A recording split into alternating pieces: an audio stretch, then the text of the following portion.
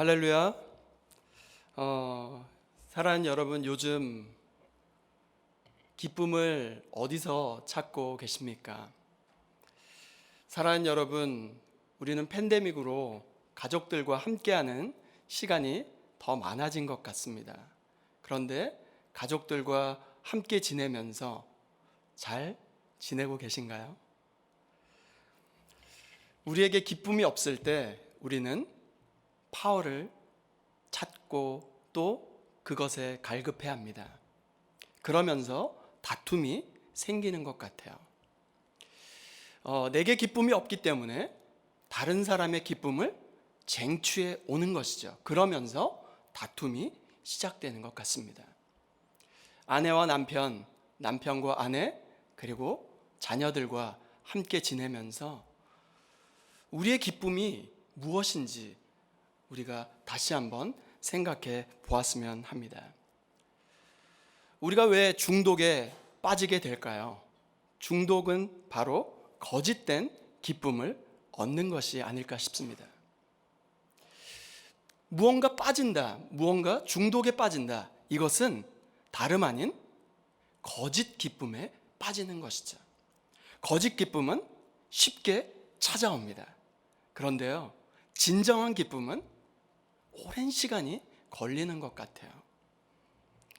이 기쁨이 없을 때 하나님은 나에게 어떤 힘도 능력도 없는 것 같이 느껴집니다. 의심이 찾아오고 믿음이 흔들리기 시작합니다. 나도 모르는 사이에 하나님을 돕는 상태로 빠지게 되는 것이죠. 그 다음은 내가 주체가 되기 시작합니다. 버티는 힘이 없어지는 것이죠. 기쁨이 없기 때문에 더 이상 버틸 힘조차도 찾을 수 없습니다. 팬데믹을 지나가고 있는 이 상황 가운데 우리 모두가 움츠러들어져 있습니다. 바로 이때 우리 인생의 기쁨의 실체가 되시는 구주 예수 그리스도만을 바라볼 수 있는 저와 여러분 되실 수 있기를 주님의 이름으로 축원드립니다. 오늘 본문의 상황은 이렇습니다. 세례 요한의 제자들과 함께 한 유대인이 정결 예식에 대하여 변론이 일어나게 되었습니다. 예수님은 그 지방에 무엇을 하셨냐면 예수님은 세례를 베풀기 시작하셨어요. 무리들에게서 조금 떨어져 있는 바로 그곳에서 제자들을 가르칠 수 있는 시골로 가셨습니다.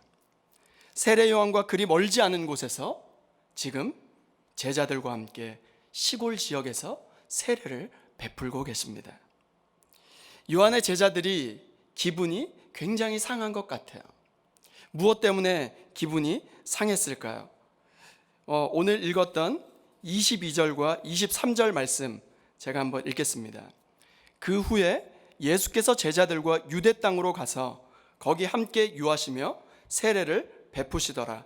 요한도 살렘 가까운 에논에서 세례를 베푸니 거기 물이 많음이라. 그러므로 사람들이 와서 세례를 받더라. 요한에게 수많은 사람들이 세례를 받고 그의 제자가 되었습니다. 그런데요, 세례 요한을 따르던 많은 사람들이 가까운 지역에서 예수님이 세례를 베푸니까 많은 사람들이 우르르하면서 예수님에게로 따라가는 것입니다. 26절에 보니까 이렇게 나와 있더라고요. 그들이 요한에게 가서 이르되 랍비여, 선생님과 함께 요단강 저편에 있던 이곳 선생님이 증언하시던 이가 세례를 베풀매 사람이 다 그에게로 가더이다. 많은 사람들이 예수님께로 갔다는 것입니다.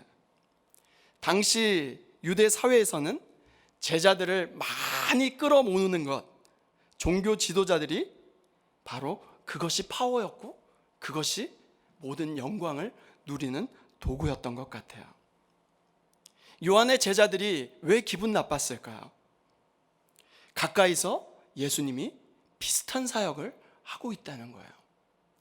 예수님보다 먼저 세례 요한이 세례를 베풀었는데 원조인 자신들보다 바로 더 많은 사람들이 예수님께로 가고 있었기 때문에 그런 게 아닐까요? 우리는 기쁨이 충만하다가도 무언가 나보다 더 좋은 것, 더 값진 것, 정말로 나는 이렇게 열심히 노력했는데 나보다 노력하지 않은 사람이 더 많은 것을 누린다. 비교하면서 시기심을 가지면서 우리는 열등감과 교만에 빠지게 되는 것이 아닐까요? 사랑하는 여러분, 이 문제가 비단 제자들만의 문제였을까요? 우리는 어떻습니까? 사랑하는 여러분, 우리는 우리의 기쁨과 행복을 어디서 찾고 있습니까? 지금까지 부족한 것, 결핍된 것, 그것을 얻고 그것을 누리게 되면 그것으로 행복을 누리고 그것으로 기뻐하지 않았습니까? 하나님께서는 우리를 풍부에 처하기도 하시고 비천에 처하게도 하실 수 있음을 믿으시길 바랍니다. 그런데 우리는 어떻습니까? 비천에 처하게 되면 자꾸 낙심하게 되고 풍부에 처하게 되면 교만해지지 않습니까? 세례 요한을 통하여 기쁨의 실체 되신 구주 예수 그리스도, 바로 기쁨의 실체를 잃어버린 우리를 향한 하나님의 처방을 오늘 말씀을 통해서 상고해 보기를 원합니다. 제자들이 요한에게 사람이 다 예수님께로 가고 있습니다, 이렇게 말했을 때 경쟁 구도 그리고 비교하는 관점에서 보면 제일 마음이 속상하고 마음이 힘든 사람이 누구였을까요? 요한이 아니었을까요? 요한의 제자들보다 요한이 더 마음이 쓰이고 마음이 힘들었을 텐데, 그러나 요한은 어떻게 반응하고 있습니까? 그 하나님의 첫 번째 처방입니다. 롤십, 하나님의 주권을 회복하라는 것이죠. 27절 말씀 우리 함께 보겠습니다. 27절 말씀 제가 한번 읽겠습니다. 요한이 대답하여 이르되 만일 하늘에서 주신 바 아니면 사람이 아무것도 받을 수 없느니라. 만일 하늘에서 주신 바 아니면 사람이 아무것도 받을 수 없느니라. 이 땅에서 경험하는 모든 일의 우선적인 원인이 하나님께 있음을 믿으시길 바랍니다. 요한을 찾아와 많은 사람이 예수님에게 세례를 받으러 간다라고 이야기합니다. 그런데 예수님께 사람이 몰려가는 것, 그것을 보면서 요한이 이렇게 말하는 것이죠. 만일 하늘에서 주신 바 아니면 사람이 아무것도 받을 수 없느니라. 예수님의 흥함만이 하나님의 뜻이 아니라 요한의 쇠함도 하나님의 뜻이라는 것을 받아들이고 있는 것이죠. 사랑하는 여러분, 힘들고 어려운 시간을 지나갑니다. 고난도, 약함도, 우리의 인생의 버거움도, 이 모든 것이 하나님의 섭리 안에 있음을 기억하시길 주님의 이름으로 축원드립니다. 풍부함이 아니라 비천함도 주님이 주시는 것이라는 것이죠.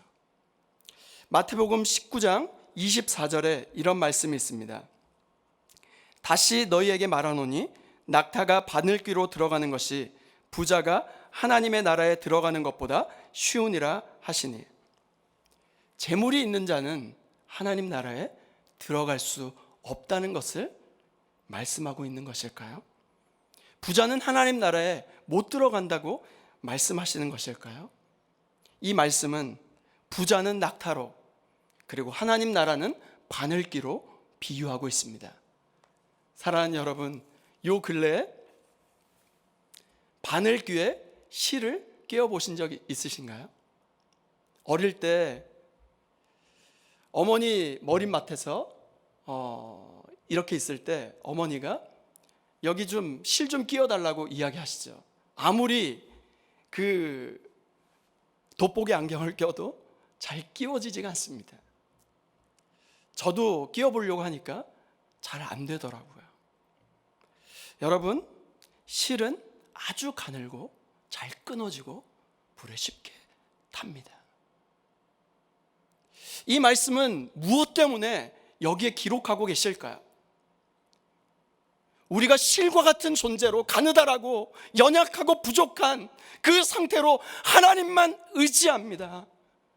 하나님, 나는 아무것도 아닙니다.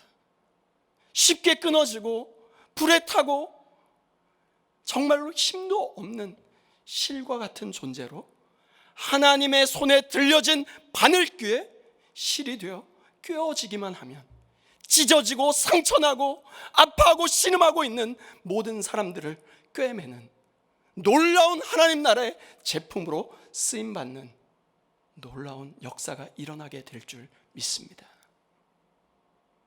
하나님 보시기에 크고 좋은 것만이 축복이고 사람들이 다 떠나가고 나는 잊혀지고 그것이 축복이 아닌 저주일까요? 요한의 주변에 많은 사람들이 몰려들었을 때만 요한이 성공한 인생이었을까요? 그를 따르던 많은 무리들이 예수님께로 몰려갔기 때문에 인생의 실패가 되는 것일까요?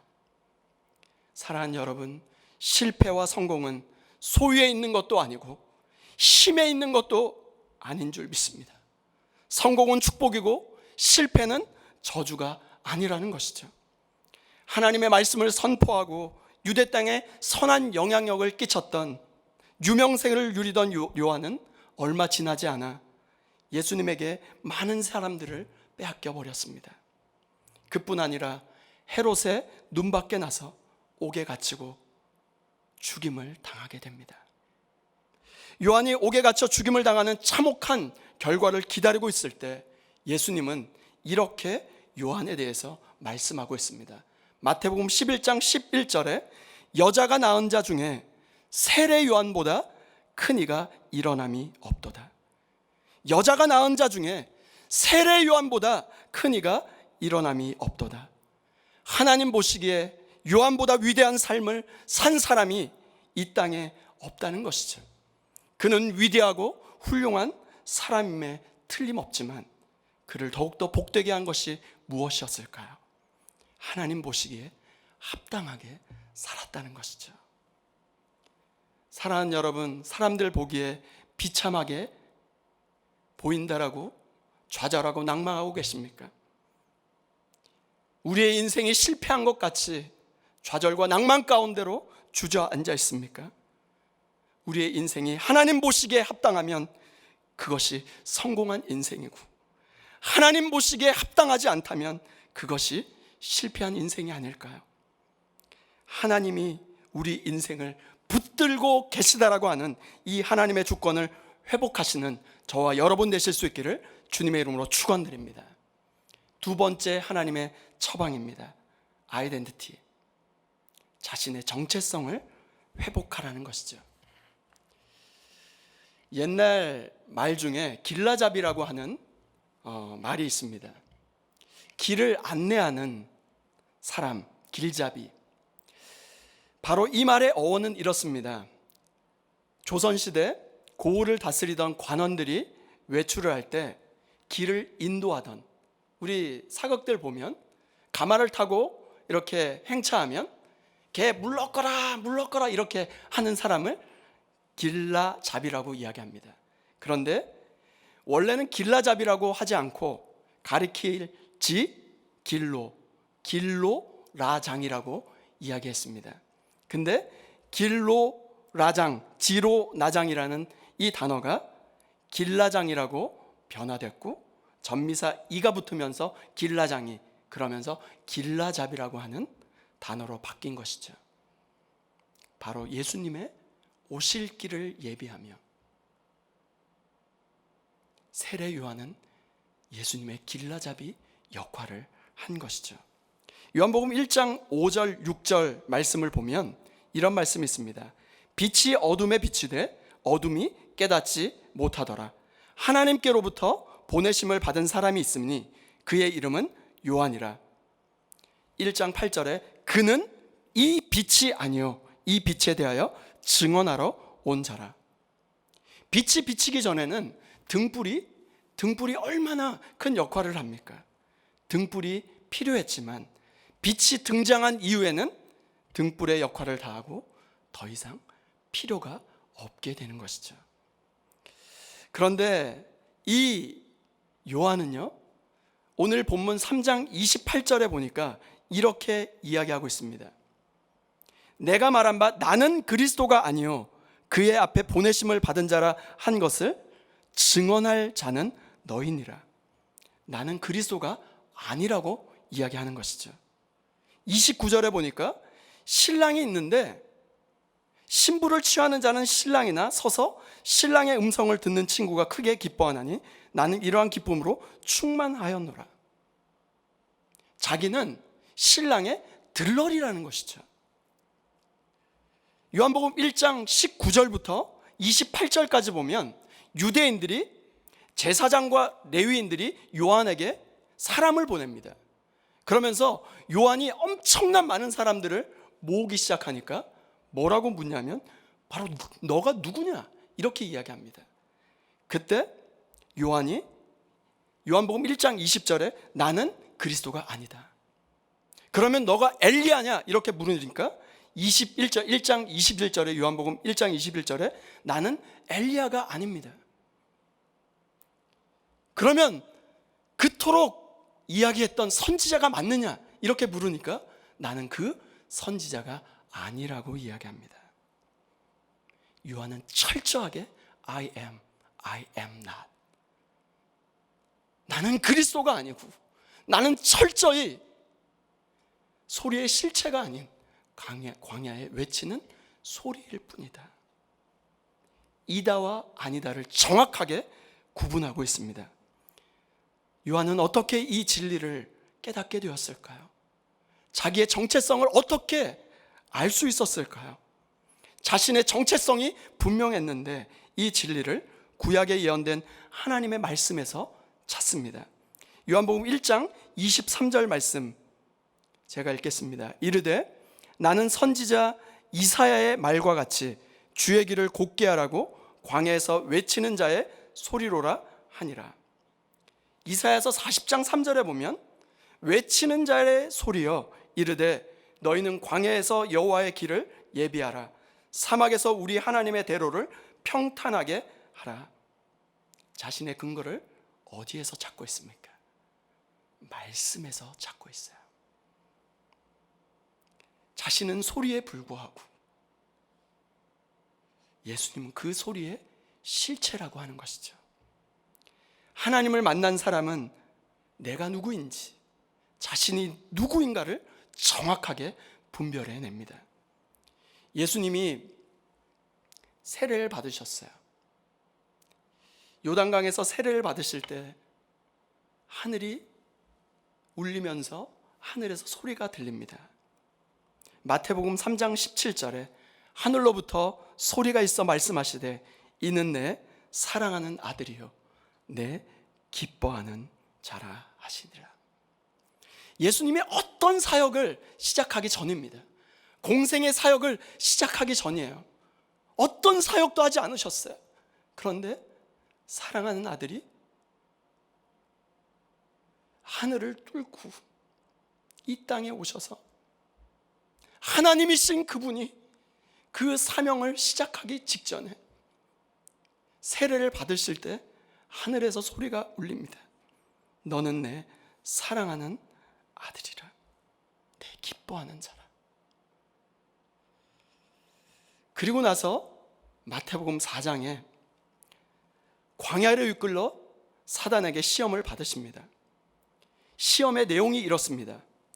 마태복음 4장 3절 4절 보시면 시험하는 자가 예수께 나와서 이르되 내가 만일 하나님의 아들이거든 명하여 이 돌들로 떡덩이가 되게 하라. 여기 만일이라고 하는 단어가 있어요. 만일, 내가 만일 하나님의 아들이거든. 마태복음 3장 17절에 너는 내 사랑하는 아들이요 내 기뻐하는 자라. 주님의 말씀을 들었습니다. 사랑하는 여러분, 이 말씀을 들으셨습니까? 주님께 내 사랑하는 내 딸이라, 내 기뻐하는 자라, 너는 내 사랑하는 아들이라, 내가 기뻐하는 자라. 이 말씀을 들으면 사단의 어떤 시험에도 이길 수 있는 힘이 말씀에 의거해서 충분히 이길 수 있는 힘을 주님께서 허락해 주실 줄 믿습니다. 그리고 나서 주님께서 4장 4절에, 마태복음 4장 4절에 예수께서 대답하여 이르시되 기록되었으되 사람이 떡으로만 살 것이 아니요 하나님의 입으로부터 나오는 모든 말씀으로 살 것이라 하였느니라. 아멘. 사랑하는 여러분, 주님께서 우리에게 말씀하십니다.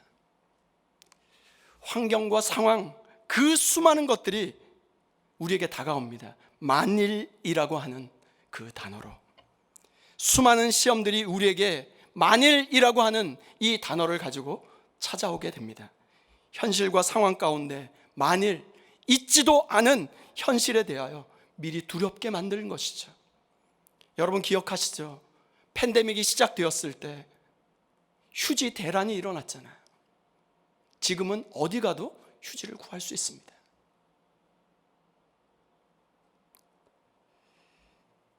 예수님께서 이 만일이라고 하는 것을 말씀을 통하여 이겨내셨습니다. 이 만일이라고 하는 수많은 시험들 가운데 예수님께서 하나님의 말씀으로 이기신 것처럼 우리도 어렵고 힘든 바로 이때 하나님의 말씀 안에서 우리의 정체성을 회복하시는 성도님과 성도님의 가정 되시기를 주님의 이름으로 축원드립니다. 마지막 세 번째, 하나님의 처방입니다. joy, 기쁨을 회복하라는 것이죠. 요한은 하나님의 주권을 믿고 받아들이는 데 있어서 그래, 하나님이 다 하시지, 체념하고 이 모든 것을 받아들인다고 말하고 있지 않습니다. 오늘 본문 29절 말씀 함께 읽겠습니다. 시작. 신부를 취하는 자는 신랑이나 서서 신랑의 음성을 듣는 친구가 크게 기뻐하나니 나는 이러한 기쁨으로 충만하였노라. 그는 오히려 말할 수 없는 엄청난 그 기쁨. 신부는 신랑이 취하는데 뭐 그리 들러리가 기쁠까요?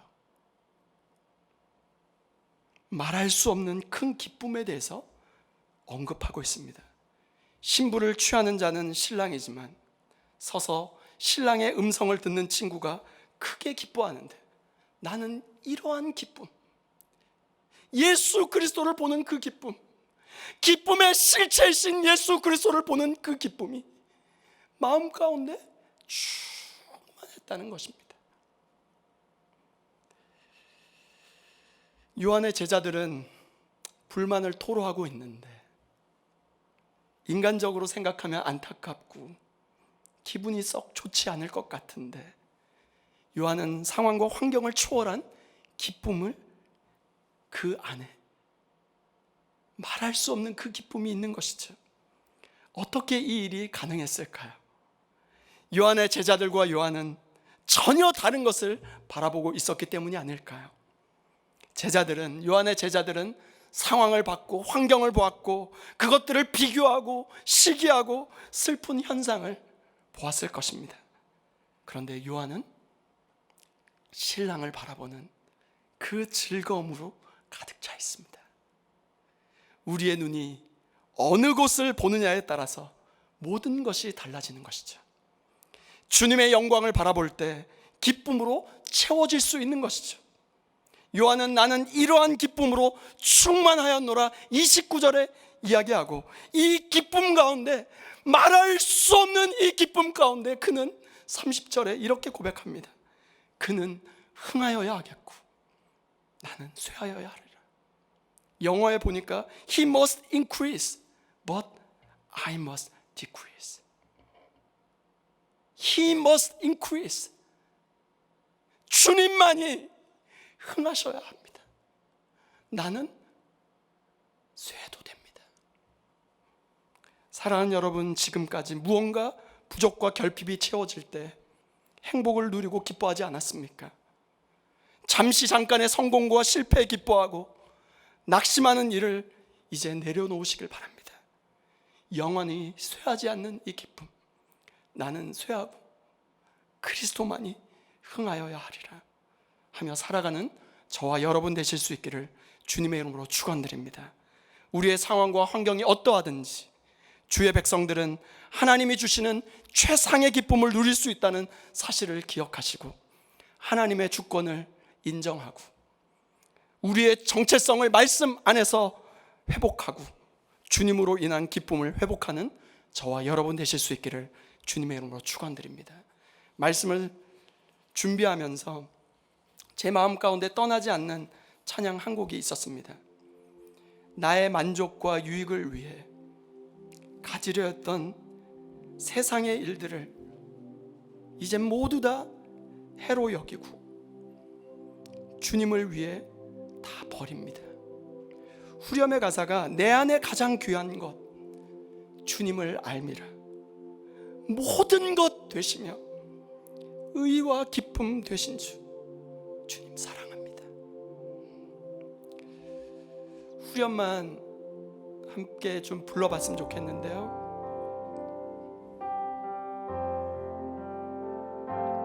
내 안에 가장 귀한 것 주님을 모든 것 되십니다. 주님이 우리의 모든 것 되십니다. 모든 것 되시며 의와 기쁨 되신 주 사랑, 내 안에 가장 귀한 것 주님이십니다.